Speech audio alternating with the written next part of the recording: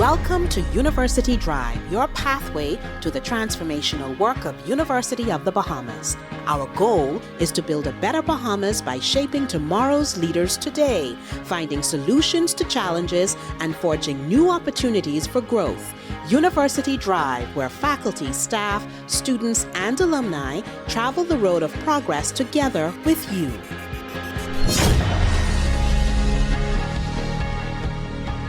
Hello everyone, and welcome to University Drive.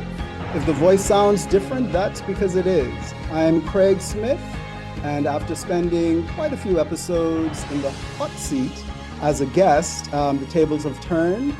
I'll be your host for a few episodes of University Drive as our conversations for season 11 continue to probe the many areas where UB has been a contributor to nation building, to moving down the road of progress. Theater has long been a cornerstone of human expression, reflecting our joys, our struggles, and aspirations. But why is that art form important to us as a society? What do we risk in ignoring the arts or not ensuring its fullest development?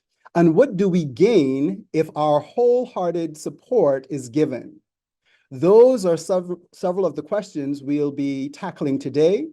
Our guests for this episode are Dean of Liberal Arts at UB, Dr. Barkey, Professor and Dundas Center for the Performing Arts Director, Dr. Nicolette Bethel, and UB Theater Company member and a CIS major at UB, Alexia Mangal. Thank you all for being here for this historic 11th season of University Drive. Thank you for having me. Us. Thank you. Thank you. Thanks, I'm happy to be here. Wonderful. So let's start with proper intros so our listeners can know more about you. Though I think one of you may not need an introduction. However, Dean Barkey, tell us a bit about your background that makes it relevant to our conversations today. Well, I'm the Dean of Liberal and Fine Arts, and of course that involves the fine arts, which includes performing arts as well. And so that's a major interest of mine, certainly theater and related things to that, from acting, costuming, stage design, and so on. My background has been more in the visual arts, I would say, overall. All I've had at different administrative positions had performing arts under my purview as well. And certainly visual arts crosses quite a bit into the world of theater just because so much of theater is visual. And so costumes are really part of fashion design, and stage set design is really part of interior design or architectural design and so on. And then simply the overall ambiental design of a stage as well. So those are certainly crossover areas. I'm in my 5th year. We have been working very hard to develop a BFA in theater studies, and it would have 2 tracks, acting and then a production track. So really hoping to build that. And I think that the people on this call, from a member of the theater production company to the director of Dundas, are the local theater vehicle or the location for much of really all of the most innovative theater happening on the island. These are all the right people that I connect with as far as developing the program and so on. So that's my interest, and I hope that's enough of my background. It could go longer, of course, but I won't take up more time. That's good. Thank you very much. And Alexia, how did your love of theater grow? Tell us a little bit about yourself and your involvement in theater. Well, from I was young, I was always interested in being on screens, on stages, but I've always had a fear of performing in front of people. I always had a love for it. But when I actually joined your class, you actually helped push me more into it, which actually grew my love. The first play I've ever acted in being Still Standing, which is still my favorite piece I've ever performed in. And I honestly just want to continue to grow in it because I feel as if it helps you to just be yourself without the fear of being judged. And that's something I'm still struggling with. And acting, I feel, helps me to overcome that. Wonderful. Thank you. I'm sure that's And that's one of the reasons why we do it too. I'm sure that Nicolette will attest to that in terms of seeing how young people come alive, right, on the stage, and how that also transcends off of the stage into their lives as well. Dr. Nicolette Bethel, talk to us a little bit about what keeps you motivated about the performing arts and our culture. Thank you. So I happen to believe that the creative impulse in general is what is being referred to as the breath of God or the divine. When we look at Genesis and we talk about making humans in God's own image, I believe that it's the creative impulse. And then when we go to performing arts and theater is probably one of the oldest, if not the oldest, sources of healing, of ritual activity that humans have been doing. It doesn't always look the same as it does in the West, but theater as a place of healing was used by the ancient Greeks, certainly by Africans, to make people whole in their societies, right? And there's the whole theory around catharsis, which is that collective emotion that you can create when performers and audiences are all in the same space. And so I am absolutely committed to the idea that theater is a place of healing. Theater is a place where we develop collaborative skills. Theater is a place where we exercise empathy, which is really important in our society at this point in time. And theater for Bahamians is also one of the ways in which we know and understand ourselves. I would make the argument that the greatest development of Bahamian literature is in the performing arts and in theater in particular. Good. I like that. And I like that you connected theater and theater practices to Africa as well. I think sometimes we get these in these conversations where certain people believe that this isn't our thing. It isn't something that we do. So I'm glad that you made that connection. And also in terms of theater as a mode of healing as well. So I think that those are really important things that we should sort of focus on in the conversation, throughout the conversation. So Dean Barkey, what role do you see the liberal and fine arts playing in shaping society's values and perspectives? And how can theater specifically contribute to this dialogue? Well, I think one aspect of having a vibrant theater scene is that you have to have a pipeline of actors and producers and all the supporting personnel have to do with creating a play, a environment, a scene, a story even, that is going to be produced and made public, and which the public can enjoy and be blessed from. I mean, those are all, I think, parts of it. So education and our program, Liberal Arts and Liberal and Fine Arts, I think will eventually be able to, well, I think we already are, because we do have certainly for a number of years a beginning to that, right, where we have the theater club and so on. So we have things that are building, but we need to formalize it, and also I think bring higher level of professional training. So by creating a 4-year program, that means we're going to have a student who for 4 years has been able to focus on an aspect of theater, and I think that will really increase the quality of production, the quality of acting. It'll, I think, have a tremendous impact on just the theater community environment in Nassau and the Bahamas. So I think that's our role that we play is in education. I think the other piece that you brought up earlier, just about the whole Caribbean Bahamian perspective, right now you can go a lot of places to get a BFA in theater, but it's outside the country. And so your experience then is not grounded in your own culture. It's grounded, in fact, in other cultures. And so to have that experience here where, the faculty are perhaps international and Bahamian as well. The curriculum is created by our faculty. I mean, there's all kinds of subtle ways that you're shaping thinking, approaches, and you're able to then innovate around your own culture, your own values, your own stories, right, of your culture. Whereas when you're outside of your country, far away somewhere else, you're then responding to that environment, and it's hard to really create your own niche, your own identity.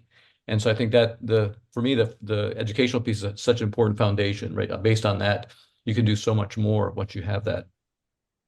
Thank you. And so you mentioned that you were at the forefront of creating a BFA in theater here at UB. Dr. Bethel, I'm wondering, for those who may say, why I could spend my money to send my child to UB for a BFA in theater, what they could do with that? How do you respond to those folks? My first response would be come out of the 20th century into the 21st century, because a grounding in any of the creative arts, and particularly in the performing arts, is much more relevant in our century now than it has been in years and years and years. And there's a lot of opportunity. The challenge that we have in general in the Bahamas right now, although it is beginning to change, is that there is no theater profession. But given the fact that we have 7 million tourists coming to our shores every year, there is plenty of scope for such a profession. And Alexia was talking about wanting to act on film. And a lot of the actors who come through the Dundas Shakespeare in Paradise Ring Play Productions get work by on commercials, get work on television, get work on Paradise Island, and get work at national events. There are not enough people well enough trained to be able to deliver at the highest possible quality, particularly with regard to national events and other things. And a background in theater is something that is going to open up, particularly if it's a background in technical theater, is something that opens up a lot of avenues that people don't even think about at this point in time. So I'm just going to say, yeah, let go of what was good in the 1900s and find out what's good in the 2000s. And I think that is really important. You sort of touched on it in discussing technical theater, but I think oftentimes people also think about, when we think about theater or a degree in theater, we only think about acting, right? Can you talk a little bit more about the diversity, or you and Dr. Barkey maybe, talk about the diversity that is a part of theatrical work outside of just acting? Sure. I mean, theater is an extremely collaborative art. The acting, the story, so you have the acting, which is the performances, but in order to do performances, you have to have the story. So we need playwrights. People nowadays, you need to direct things. You need to be able to pull things together and get everybody even. And so you need directors, you need people who work behind the scenes. It's a little army that pulls off a live performance. And then you also need to add in your lighting and sound. And these are the technical areas that I'm talking about. We have a lot of people, for example, who are trained or experienced in providing lighting and sound for concerts and for big musical events, right? But there's a big difference between that, which tends to be extremely over the top and melodramatic and big and expressive, and the kind of subtlety and the kind of highlighting of dramatic points that is required for providing sound and light for a theatrical production. What I tend to see in a lot of cases, people who are not brought up in theater doing technical stuff, is that they overwhelm the human actors with sound effects, with whatever. And I think that what we really need to be looking at is how to complement the human voice, the human body. And that's what lighting and sound should be doing in that arena. I'm not going to talk so much about the design side because we have Doug in the room. I mean, Dean Barkey in the room. And I think that he can talk a lot more about the design side. There's a whole lot of other things. Theater is a whole set of industries that come together. And if you have a fully working theater, you're hiring carpenters, electricians, you're hiring costume designers and seamstresses, or people who make costumes, because I'm going to try not to assume that they're all going to be women. Mm-hmm. So I'll turn it over to Dean Barkey for him to talk a little bit more about the design side of theater. Yeah, that's absolutely right. I think, and that's really a key aspect when you think about it, because the designer is making some key choices around colors, textiles, um, about the space of the stage and how people will move through it. There's just so much wrapped up in that concept of that theatrical space, and then how you're creating this illusion. Sometimes not illusion, sometimes very direct, right? You're not even worried about that part, but many times it's an illusion. Anyone who's seen, like, if you've seen a Broadway play, especially, fully produced one, they're just incredible illusions. They're so clever and crafty with the way they present these facades, that when from the audience viewpoint, they just feel so real, and it just elevates the whole play. And I mean, so the actors is inside all that. I mean, in some ways, the actor is almost a small player, and without all this stuff around them, they would be nothing. They would be on an empty stage talking. And so all that supporting network is so important. The other Right. part too that's interesting is the business side, because every play has to be produced and financed. So, and you're collecting tickets. I mean, there's a whole entrepreneurial side to this also that we haven't mentioned, and that reaches across many disciplines. That you have that, just the producer side of it, right? Making it happen from a very high level. Right. And so we're actually building industries when we're talking about theater and developing theater. Alexia, let me get you in the conversation really quickly. You're a CIS major, and you're into performing arts, and so talk to us a little bit about that. It seems very different. You've always been interested in theater?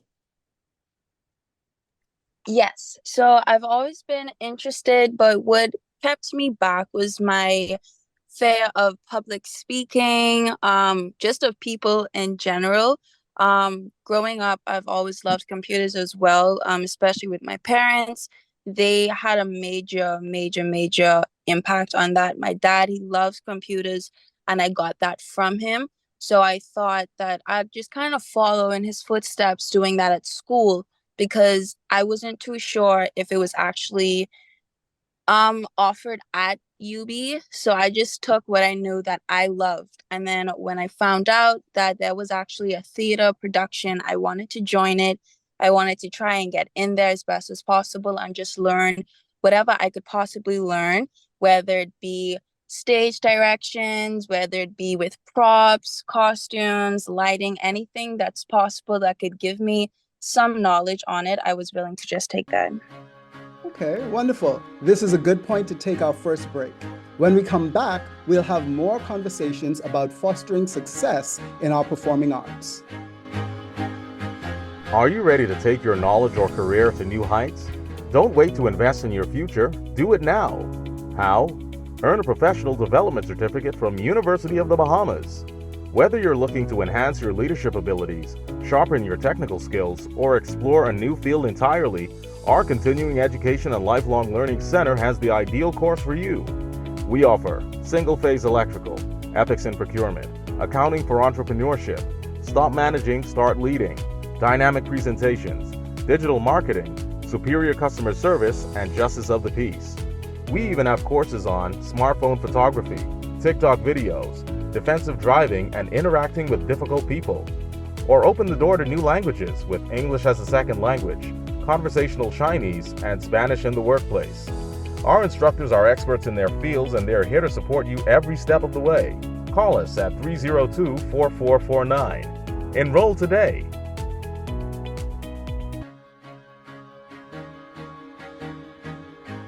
Welcome back to University Drive. I'm your host, Craig Smith, and our guests are Dr. Douglas Barkey, Dr. Nicolette Bethel, and Alexia Mangal. We're here talking about the performing arts in the Bahamas. So we contextualized a little bit about the importance of theater in the Bahamas in terms of the very practical stuff, right? Before the break, in terms of job opportunities. But Nico, I wonder if you could talk a little bit about outside of the business that would come out of theater, like what is the value of theater in our lives, in terms of our culture, in terms of our personhood? Thanks. So I think that that's a big question, and I could take forever to answer it. But I think in two ways. One is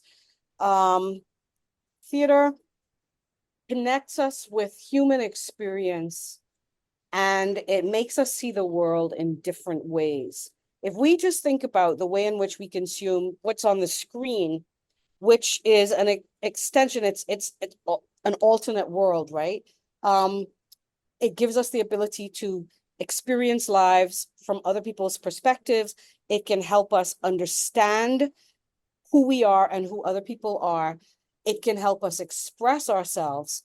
But when you take that and put it in a live context, which ramps up the stakes a lot, because when you're in a live performance, and I think Alexia could speak to this, you as a performer have to be communicating with and connecting with those people, the audience who are in the room with you at the same time. And you can lose them really easily, or you can keep them. And the exciting thing about theater is that it helps to change people. Theater is one of those things that actually make people different. And I'll just talk about one experience that I had going back to Short Tales 2018, when we first did our incubator of new Bahamian work, Short Tales. There was an individual who submitted a play. It was a very sweet play, but it was about same-sex relations. It was about a daughter who was in a long-term committed relationship with another woman, and then that daughter died. And it's set at the moment right after the funeral of that daughter, when the mother confronts the lover.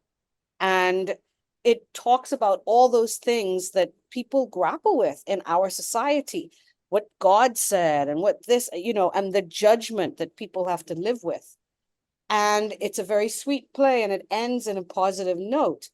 But one of the people in the audience was there with her daughter, and her daughter burst into tears during the production and said, "This is what I've been trying to tell you, Mommy. This is how I am."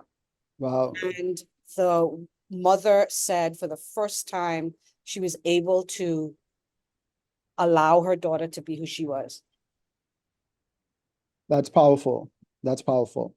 And, you talk about that, and that just reminds me of plays that Ian Strawn has written, right? Gun Boys, Rhapsody, and Diary of Souls. Diary of Souls in particular. Yes. I mean, every time I teach those in my classes, students come out with a different understanding of a particular type of experience.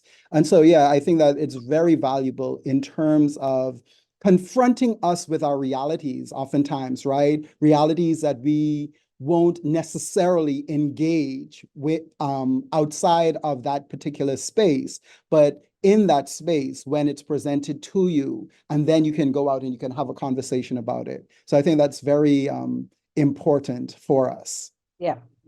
Mm-hmm.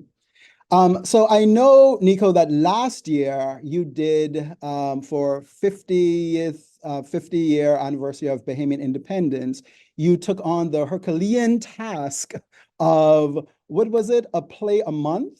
It was a play a month for 13 months, the year of Bahamian theater in honor of the 50th anniversary of independence. Right. How was that experience? And because I bring it up because I see that that you have some stuff going on this year as well, the beginning of this year. Yeah. And I'm used to, and maybe many of us are just used to productions in the fall, but I see now that we have productions in the spring as well. Can you tell us a little bit about that? Sure. So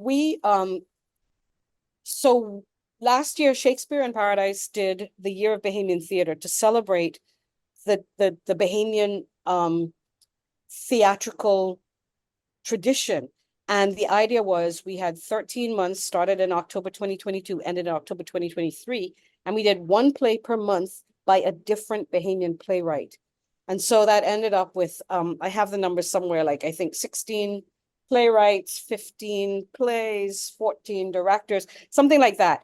But it was in celebration of these people who have laid the foundation for Bahamian theater. And the idea was to celebrate it, but also to inspire us to move forward and to build on those achievements. And it enabled us, Ring Play Productions has been moving towards doing a spring season for the last several years. And back in 2020, we were about to do a full season.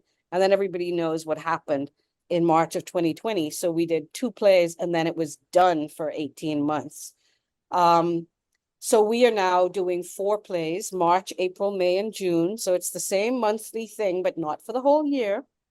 And we're not just focusing on Bahamian plays, although we are presenting one classic Bahamian play by Winston Saunders, his first play, Them.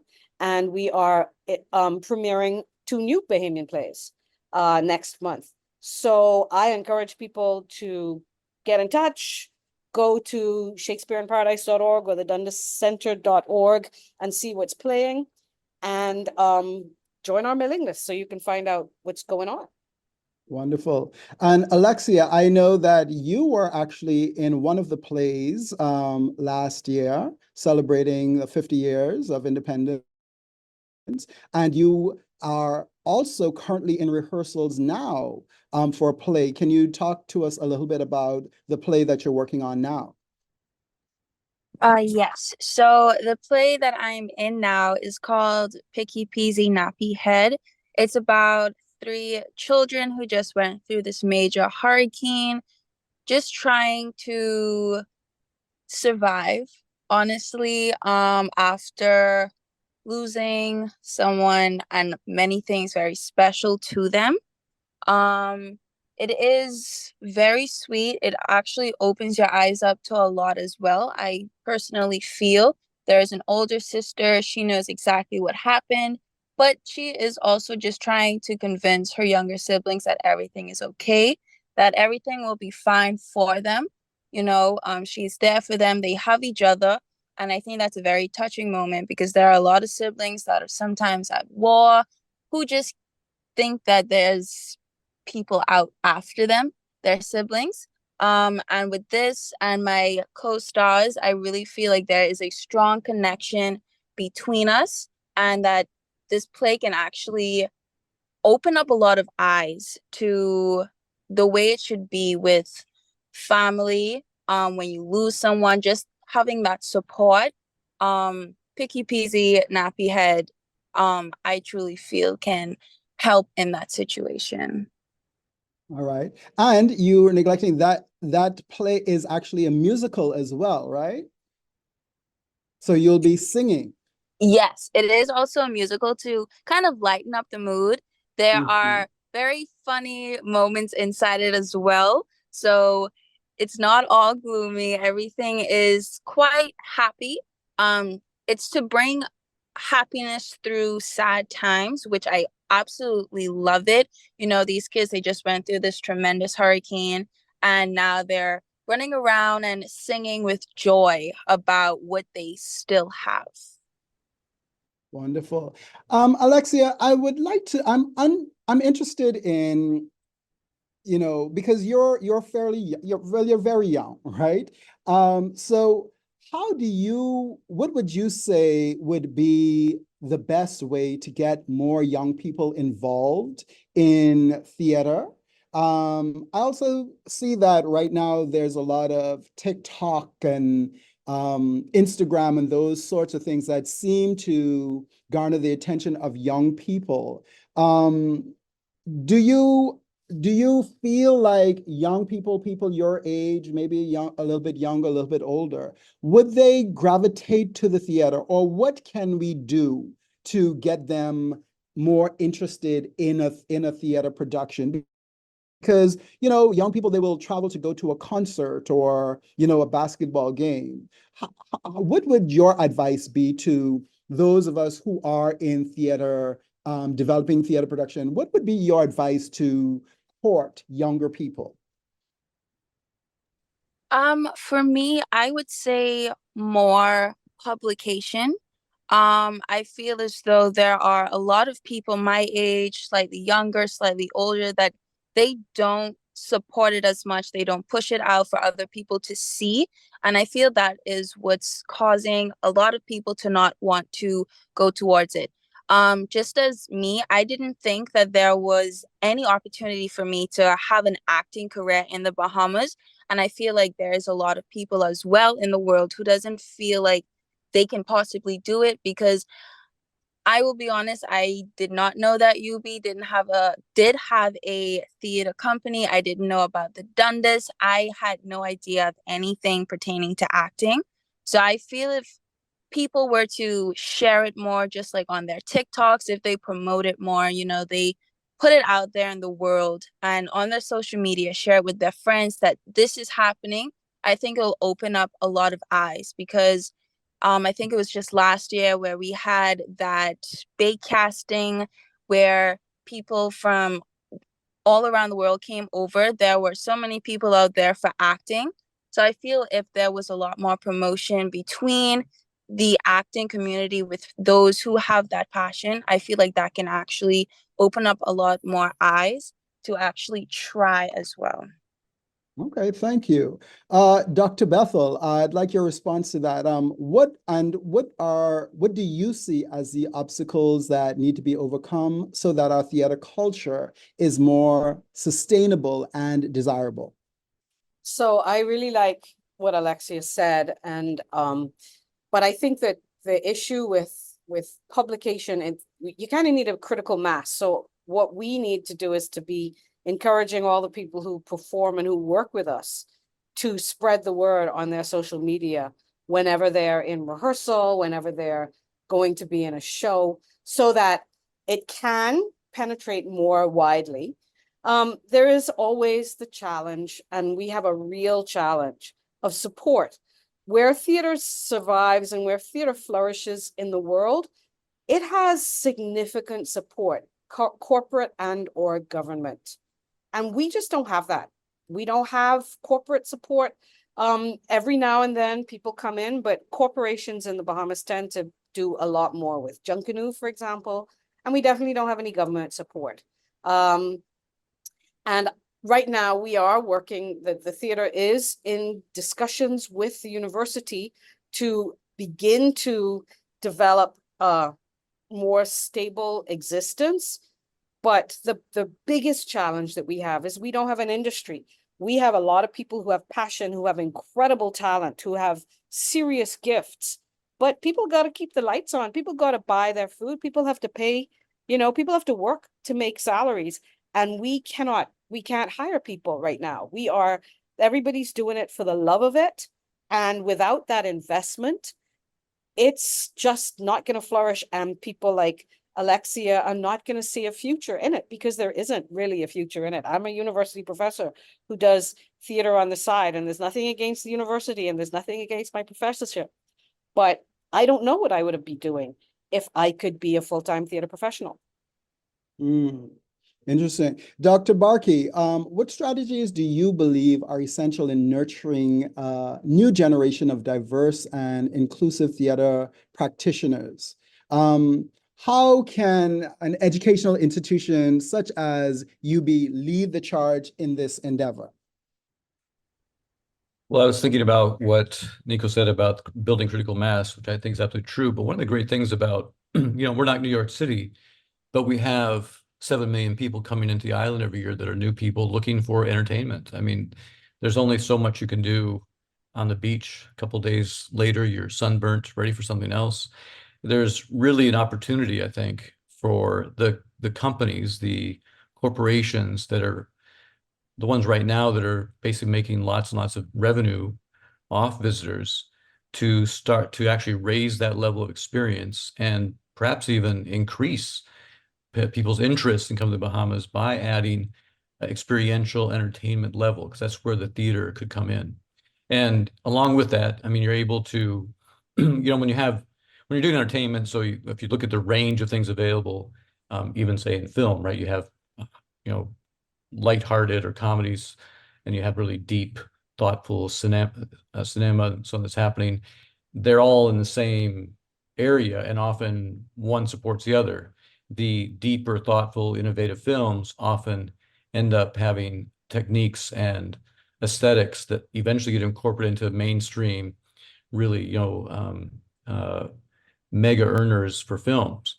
And the two kind of feed into each other, then the money can feed back down to support that same alternative support level. So as far as the strategy goes, I think none of that can happen without a pipeline of people who can act and produce theater.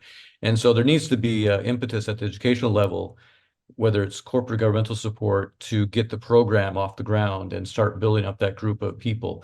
Because as they come into the market, into the labor market, there's going to be a realization that they themselves can be entrepreneurial and create their own theater company. We could have more than one theater company. There's lots of opportunities on the island, many hotels. I mean, we don't just have one hotel, we have hundreds of hotels. So there's lots of ways that industry could proliferate. But I think you can't do it without a pipeline. You really can't do it without the educated people. Otherwise, you're importing actors, you're importing people to come in and then participate. And that may be another small strategy. Might be actually, as you think about visiting professors, people coming in and elevating, speaking to the craft of theater, the craft of acting, and their own successful careers they've had and the environments they were in, and then speaking about that and basically educating people on what all that involves.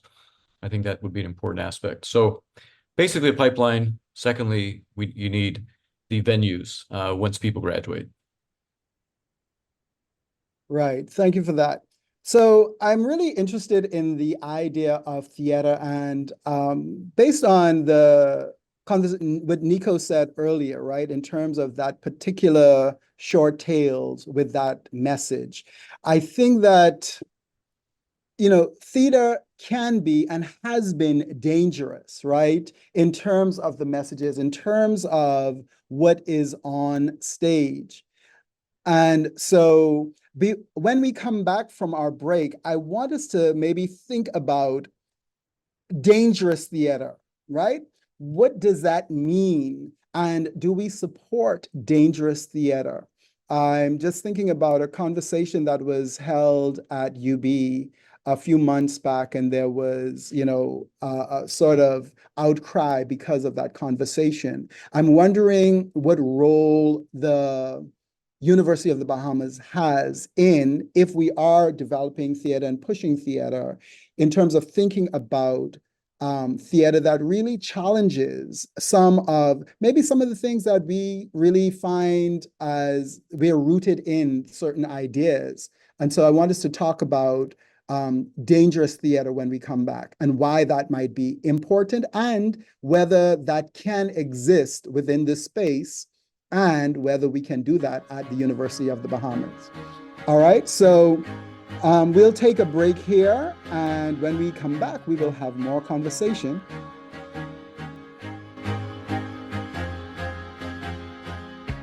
Chapter One Bookstore is proud to serve the students, faculty, and staff of the University of the Bahamas and the community at large. We are the premier choice for the purchase of university textbooks and supplies, and UB logo apparel, paraphernalia, and gifts. We also carry a wide variety of school supplies, learning aids, and leisure books. Visit our copy center for all of your printing, copying, and binding needs. Chapter One Bookstore is located on the ground floor of the Michael H. Eldon Complex on University Drive. Shop with us on Monday through Saturday. You can contact us at 397-2650 or email at chapter1@ub.edu.bs. Follow us on Facebook and Instagram at Chapter One Bookstore. Chapter One, the premier choice.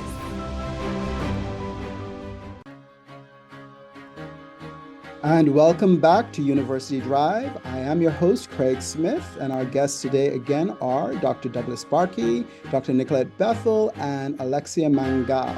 And we are talking about theater and performing arts in the Bahamas. And before our break, I asked my guests to have a conversation about dangerous theater. What does that mean? What is the role of theater in terms of representing diversity in views in life experiences. Nico, in an earlier segment, you spoke about how theater can change people's lives in certain ways. And you gave an example of a play that was about a same gender loving couple. And in some spaces in the Bahamas, that could be considered dangerous theater, right? So I'm wondering if you could talk a little bit more about the theater and its role in pushing the envelope and helping us to maybe move beyond certain ideas that we may hold. So I think that, like, for us in particular, theater is dangerous because it makes people confront human beings, right? And to identify with human beings. And a successful piece of theater will take somebody that the audience or members of the audience can identify with and put them basically through things. And the audience, if it's successful, will experience what that person is experiencing. And if it resonates with them in their life, it can and will change.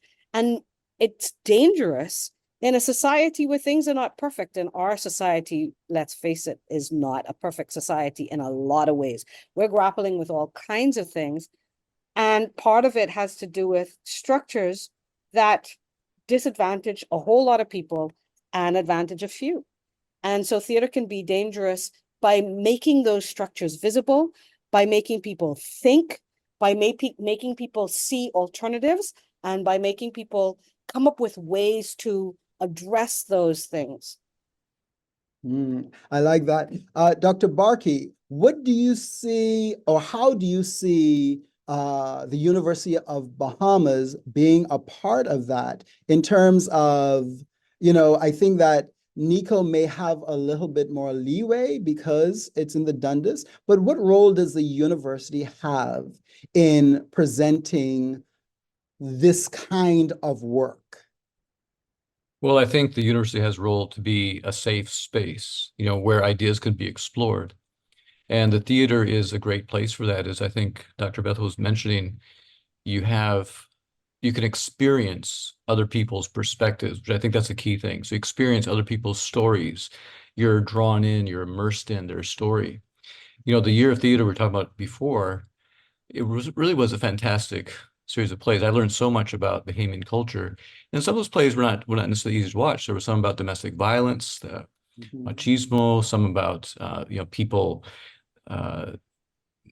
bullying, and there's just a range of stuff from the good to the bad, right? All of humanity was kind of present in each one of those stories. At the same time as just incredible insight into cultural themes, cultural identity, individual identity, and so on, that I was able to experience that I don't think I could experience any other way. So in order to have, so here's the other thing too about in education, if you don't provide a safe space, then you're putting these boxes around people, and it limits your creativity. You start to self-censor then. So when you have too many, you're afraid of breaking the rules, right? You're afraid of going over the line. Then you make yourself step back. And so you have this it's worse, I think, than censorship, because you start to self-censor, and then you never explore the ideas. So then you're limited and your experience is limited. And if we want to be participating in the global order and have our theater environment, our theater productions be viewed at the content level of other countries or things happening in the region, then we need to leave the door open to explore these things. And if there's any place where that can happen, it's in theater, because you're able to, that's a fantasy, a window into this fantasy that you have. It's not, no one's getting hurt. You're just really just have a chance to sort of be the person outside the globe, outside the aquarium, so to speak, watching what happens inside the aquarium. But you're in the audience, you're in a safe space, right? You're not going to get hurt by that. You're going to have maybe a lot to think about when the play is over. But it's a safe area as far as that goes. So I think the university really has to promote that idea of safe space, a place to explore creatively and really try out new things and talk about things that might be on the edge, because where else are you going to do it? I mean, if you can't do it at the university, where else are you going to do it? Because everywhere else, there's going to be a business plan involved. It's got to make money. I mean, yeah, the Dundas can do some of this, but also they need to pay the bills too. So that is another way of controlling content, because you have to then create content that is appealing to everybody, right? So you have to be careful about your audience and who it is that you're going to take on. Whereas in the university, you have that kind of liberty that you're not worried about that part. You're really worried about learning and creating knowledge around creative acting and production. And I think one of the things too about theater, you know, everyone doesn't have to like it. You know what I mean? I think that you can not like something and it can create conversation, right? And I think that is the value as well, is that it can spark conversations. I mean, think about something like Can't Lead a Horse to Water, right? That's dealing with some really interesting dynamics, right? In terms of relationships, parental relationships, and so on. But it also provides insight into a particular lived experience, and it may help us to get a better understanding of certain people who may have lived a particular experience. I think, again, Gunboy Rhapsody, it does the same thing also in terms of giving us insight into maybe people or an experience that we may not quote unquote like, but it forces us to see the humanity in everyone, right? And at least connecting on that level in terms of this is a human being and this is a human experience. And while I may not like it or I may not necessarily agree with this particular thing, I can still see someone's humanity because of this play. Alexa, what about you? What kinds of roles are you interested in playing? I see you as a sort of bit quiet, right? But you tend to come alive on the stage. I'm interested, what type of roles are you interested in playing? I love any drama roles or even comedic roles, or even a mixture of like a dramedy where it's a serious matter, but you can also still kind of lighten up the mood just a little so that people aren't too drawn to the sadness of it, but they can still enjoy it, with a happy feeling as well. Most of the plays that I have participated in, those were always my roles, where I was it had that drama effect to it, but then there was also that comedic relief as well. Okay, awesome. So Nico, can you talk to us a little bit more about I know that you said you have a series in the spring. Can you give us a little bit more information about what and when? Sure, thank you. So our spring season opened on Thursday, March the 7th, and we have 2 weekends. We generally do 6 performances. Sometimes we do matinees as well. So Thursday, Friday, and Saturday, we will be having shows. So right now we are showing a twofer. It's 2 one-act plays. One is very serious and Bahamian, and the other one is very lighthearted and not. The first one is Them by Winston Saunders, his first play, and it's about what happened at the moment of majority rule, and what it meant for some individuals. And then the second play is something called A Merry Regiment of Women, which is about some of Shakespeare's women who are called together to have a meeting about their lack of representation in Shakespeare's work. So that's going to be our March production. And our April production is 2 new Bahamian plays. One is called Ralphie's Barbershop. They're all male, 5 men in a barbershop in the Bahamas. And the second play is called The Private Memoirs of 5 Bahamian Men. That one is serious, and it's monologues by 5 different Bahamian men. So that's going to be the April production. In May, we're going to the US. We're going to produce a play called True West by Sam Shepard.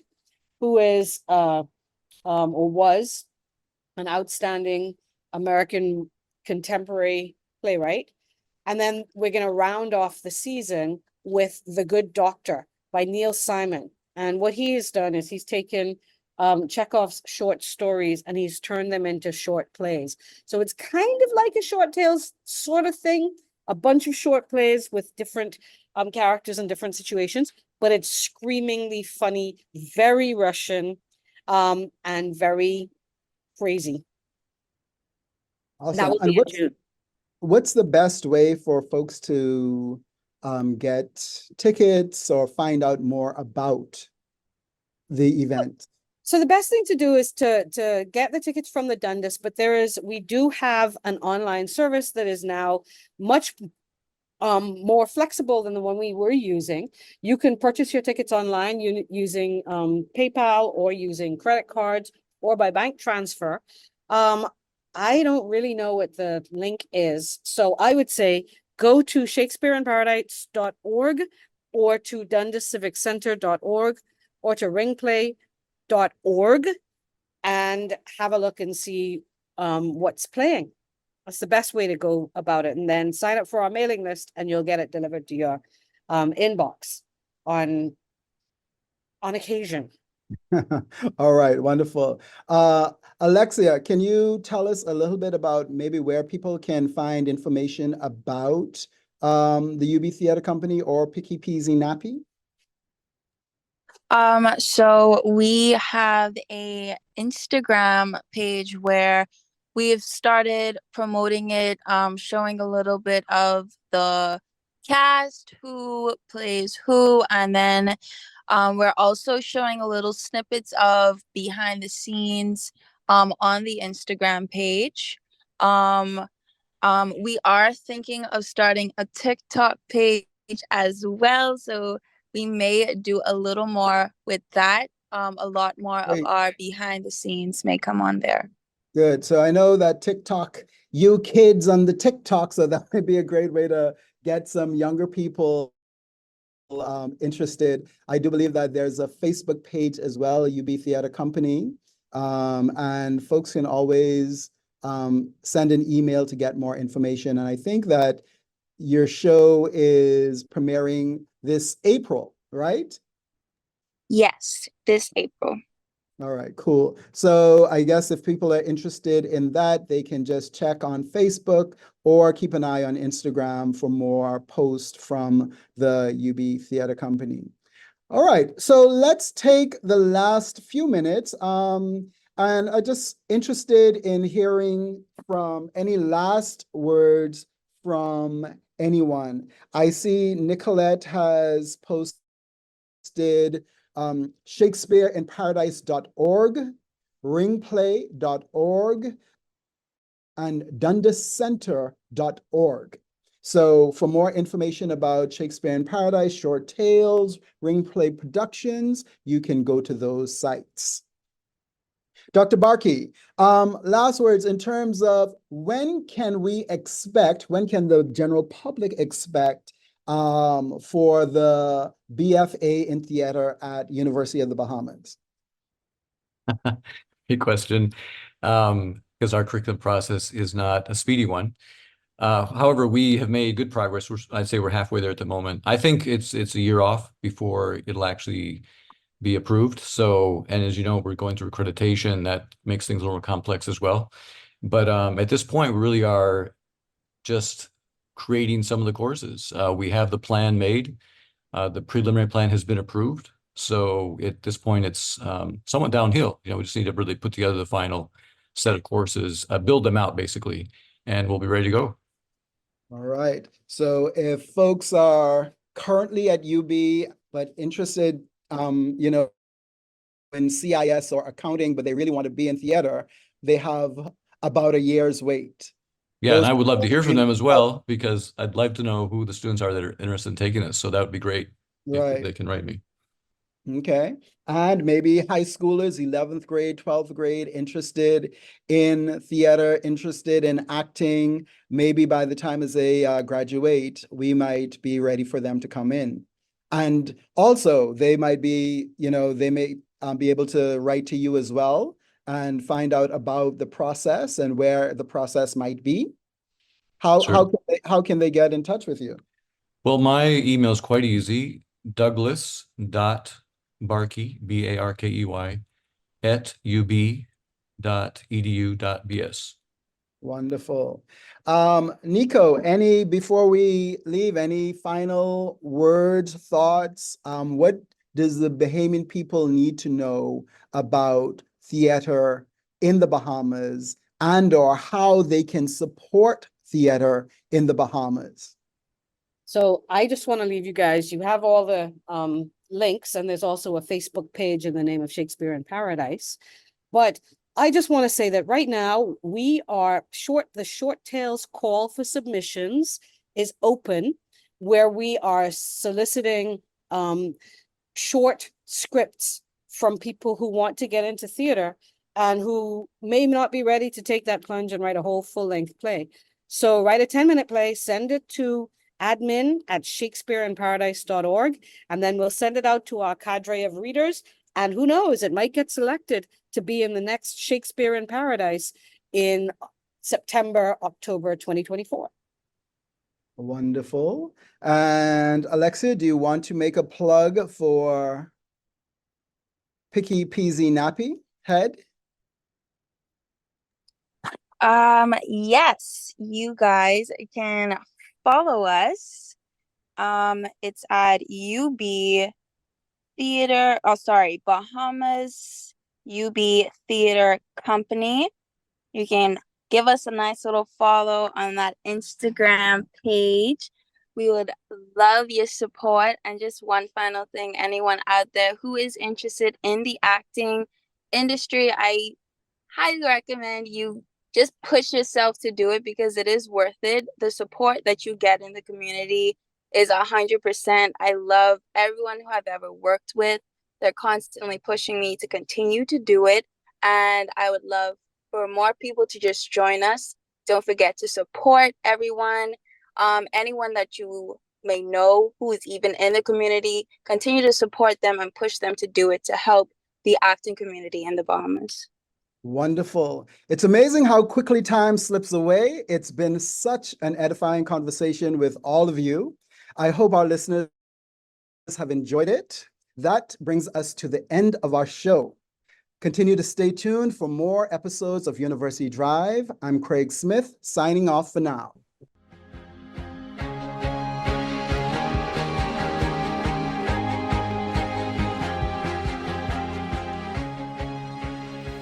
University Drive is a production of the Office of University Relations at University of the Bahamas.